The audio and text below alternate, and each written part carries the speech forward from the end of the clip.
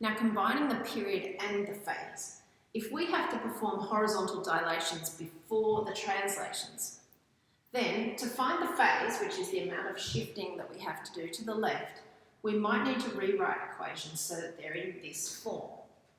Now, what have I done here? Well, I've basically brought any coefficient of x outside some brackets.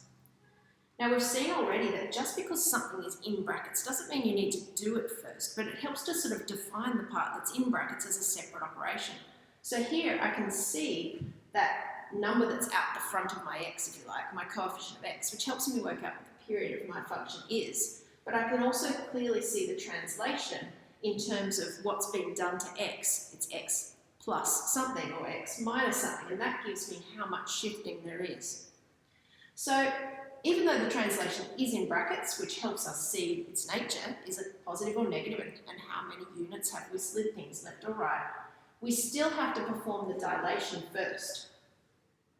And that helps us work out the period first. So an example here, we've got, hang on, that pen is not focusing. We've got y equals sine of, and now in brackets, 2x plus pi on 3. Now that's the same as, don't be fooled here and think, oh, it's already got brackets, so it's ready to go. No, we have to take the coefficient of x, which is the 2 here, and we need to bring it outside some brackets. So as we go to rewrite it, what we have is it's the same as y equals sine of 2 lots of x plus, now you'll need to look here and think about what you need so that when you do 2 lots of something, you'll still get pi on 3. We're going to need this to be pi over 6 because 2 lots of pi over 6 will give me the pi over 3 that I'm looking for. Now that it's in this form, I can easily tell what's going on. I can think the period is going to be, it's sine, so it would normally be 2 pi on n, and this is my n, so it's 2 pi on 2, which is pi. And the phase is going to be, I'm moving to the left, pi on 6.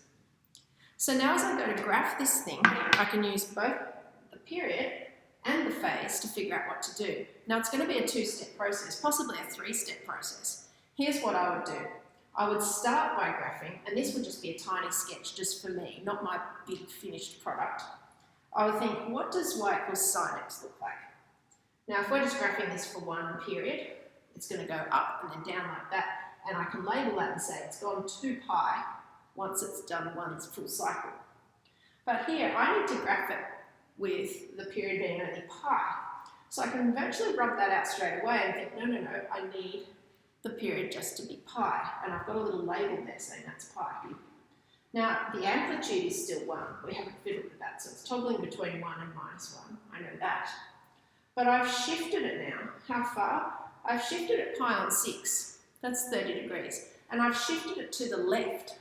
So that means it's going to have moved across like this.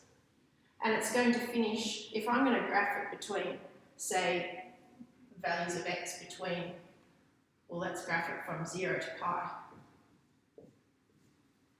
Then I know that it's going to start not on the origin, because if I've shifted it to the left a little, it's going to start up here somewhere, and it's going to come over here like this, and after it's done a full rotation, it will look something like that. Now, as always, intercepts are pretty handy to find.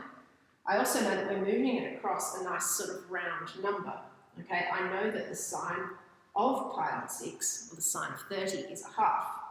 So if I would normally graph y equals sine x, and my pi on 6, if this is 1, if it would normally sit so that that point there is pi on 6, because sine of pi on 6 is a half, then if I've moved it across pi on 6, I'm actually going to have moved it so that my y-intercept will now be half. And that's just me being familiar with the graph and then thinking it through. So as I go now to draw a better graph, it's still going to toggle between 1 and minus 1. It's going to start at a half though, and then away it goes. It's still going to go up first. Now let's think what we're going to need between here and pi. If it's starting on half, it's going to finish on half. And it still needs to toggle between 1 and minus 1. But instead of reaching its zenith in each of those points, it's going to do something like this. Okay, now figuring out what these points are is just a matter of solving y equals 0. So go ahead and, I've got enough board space here, a little bit. Solve this. We've got sine of 2 lots of x plus pi on 6 is equal to 0. Now, the sine of what is 0? Well, sine of 0 and pi and 2 pi. So for this equation to be true, I need 2 lots of x plus pi on 6 to equal 0 or pi or 2 pi. It's going to go on and on. And in fact, my answers would go back the other way as well. Dividing both sides by 2, x plus pi on 6 is equal to, well, if I halve this, it's still 0. Half of pi is pi on 2. Half of 2 pi is pi. And the answers will go on and on. And now getting x by itself, I need to subtract pi on 6 from both sides.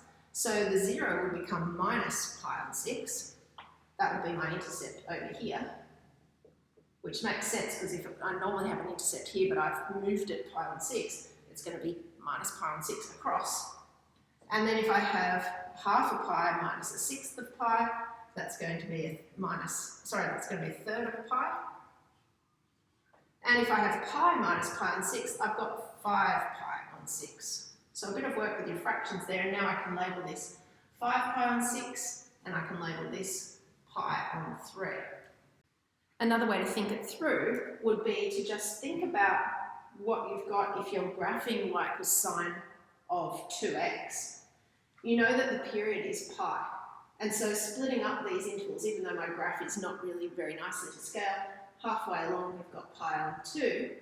As soon as I shift this to the left pi on 6, this point's going to move this way pi on 6, isn't it? So just thinking through what's pi on 2 minus pi on 6, that gives you that intercept, the new intercept when we make our phase shift. And if our old intercept was pi, subtracting pi on 6 from that as well will give you those same points.